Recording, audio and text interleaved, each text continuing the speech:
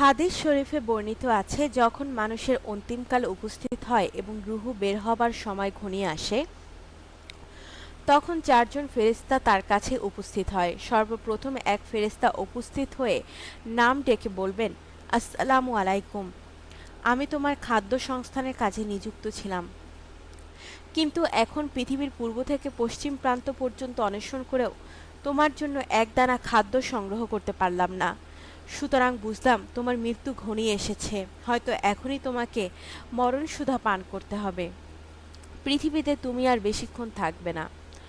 অতঃপর দ্বিতীয় ফেরেশতা এসে সালাম করে বলবেন, হে আল্লাহর বান্দা, আমি তোমার পানীয় সরবরাহের জন্য নিযুক্ত ছিলাম, কিন্তু এখন তোমার জন্য পৃথিবীর সর্বত্র অন্বেষণ করেও এক ফোঁটা পানি সংগ্রহ করতে পারলাম না, সুতরাং আমি বিদায় হলাম।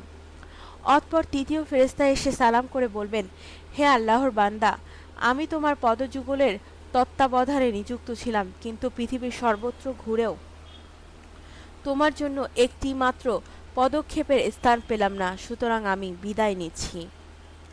চতুর্থ ফেরেশতা এসে সালাম করে বলবেন, হে আল্লাহর বান্দা, আমি তোমার শ্বাস প্রশ্বাস চালু রাখার কাজে নিযুক্ত ছিলাম, কিন্তু আজ পৃথিবীর এমন কোনো জায়গা খুঁজে পেলাম না যেখানে গিয়ে তুমি মাত্র এক পলকের জন্য শ্বাস প্রশ্বাস গ্রহণ করতে পারো, সুতরাং আমি বিদায় নিচ্ছি।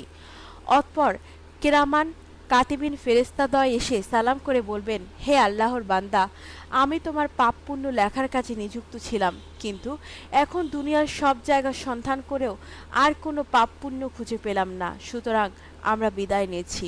এই বলে তারা এক টুকরো কালো লিপি বের করে দিয়ে বলবেন, হে আল্লাহর বান্দা, এর দিকে লক্ষ্য করো।